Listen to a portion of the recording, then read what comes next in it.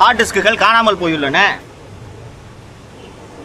7வது 8வது 9 மற்றும் 10 5 7 8 10 ஆகிய மாடிகளில் உள்ள கணினிகளில் இருந்து ஹார்ட் டிஸ்குகள் காணாமல் போயிருக்கின்றன என்று டைம்ஸ் ஆஃப் இந்தியாவில் செய்தி வந்த பிறகு அமைச்சர் பத்திரிகையாளர்களை சந்திக்கிறார் இல்லைங்களா?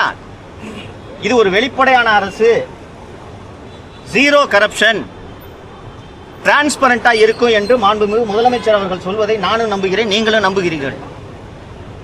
ஆனால் டைம்ஸ் ஆஃப் இந்தியாவில் செய்தி வந்த பிறகு அமைச்சர் அவர்கள் செய்தியாளர்களை சந்தித்து, ஆமாங்க ஹார்ட் டிஸ்க் காணாம இருக்குங்க, சரி என்ன சார் பண்ணீங்க? நாங்க சிந்தாதிரிப்பேட்டை காவல் நிலையத்தில் புகார் அளிச்சிருக்கோம். நண்பர்களே, தமிழ்நாட்டில் இன்வெஸ்டிகேஷனுக்கு என்றே இருக்கக்கூடிய பிரத்யேகமான ஏஜென்சி கிரைம் பிரான்ச் சிஐடி. இந்த வழக்கை கிரைம் பிரான்ச் சிஐடி விசாரிக்க வேண்டும் என்றால் ஆமாம் விசாரிக்க வேண்டும். சிந்தாதிரிப்பேட்டை போலீஸ் ஸ்டேஷன்ல போய் நீங்க கம்ப்ளைண்ட் கொடுத்தீங்கன்னா அவங்க பந்தோபஸ்து பார்ப்பாங்களா, இன்வெஸ்டிகேட் பண்ணுவாங்களா? அப்போ உங்களுக்கு இந்த காணாமல் போன ஹார்ட் டிஸ்குகளை கண்டுபிடிக்க வேண்டும் என்ற எண்ணம் இருக்கிறதா இல்லையா? நண்பர்களே, அந்த காணாமல் போன ஹார்ட் டிஸ்க் தொடர்பாக இன்னும் ஒரு அதிர்ச்சிகரமான விஷயத்தை சொல்கிறேன். மின்சாரத்துறையில் மின் வாரியத்தில் விஜிலன்ஸ் என்று ஒரு பிரிவு இருக்கிறது. அது மின்சார திருட்டை கண்டுபிடிக்கிறதுக்கான பிரிவு. ஒரு லிமிட்டட் ஸ்ட்ரெங்க்ல தான் அது பணியாற்றுகிறது என்றாலும் அதன் தலைமை பொறுப்பில் இருக்கக்கூடியவர் கூடுதல் டிஜிபி அந்தஸ்தில் இருக்கக்கூடிய ஒரு அதிகாரி. இப்போது அந்த பதவியில் இருப்பவரின் பெயர் திரு ஆயுஷ்மணி திவாரி. நண்பர்களே, அவருடைய அலுவலகத்தில் இருக்க ஹார்ட் டிஸ்க காணாங்க.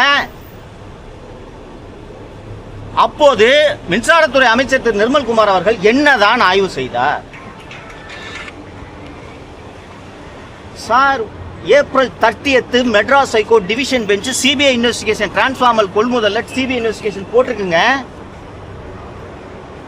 அந்த ஆதாரங்களை எல்லாம் சேகரித்து பத்திரமாக கொடுக்க வேண்டியது இந்த அரசின் கடமையா இல்லையா? காணாம போச்சு ஹார்ட் டிஸ்க்ன்றீங்க. எங்க யாருங்க எடுத்தா சிசிடிவி வச்சு கண்டுபிடிக்கலாம்னு கேட்டா சிசிடிவி 4 மாடியில வேலை செய்யலன்றாங்க. சார், அப்ப என்ன சார் ஆய்வு பண்ணீங்க நீங்க? நினைக்க நெஞ்சம் பதறுகிறது தோழர்களே. நான் 18 ஆண்டுகள் லஞ்ச ஒழிப்பு துறையில் பணியாற்றி இருக்கிறேன். ஒரு அரசு அலுவலகத்தில் இப்படி ஆவணங்கள் காணாமல் போகாது. இன்னைக்கு இந்த செய்தி பரபரப்பாகி அனைத்து எதிர்க்கட்சிகளும் இது குறித்து விசாரணை வேண்டும் என்று அறிக்கை வெளிவந்த பிறகு தற்போதைய செய்தியாக இன்று காலை வந்திருக்கக்கூடிய செய்தி,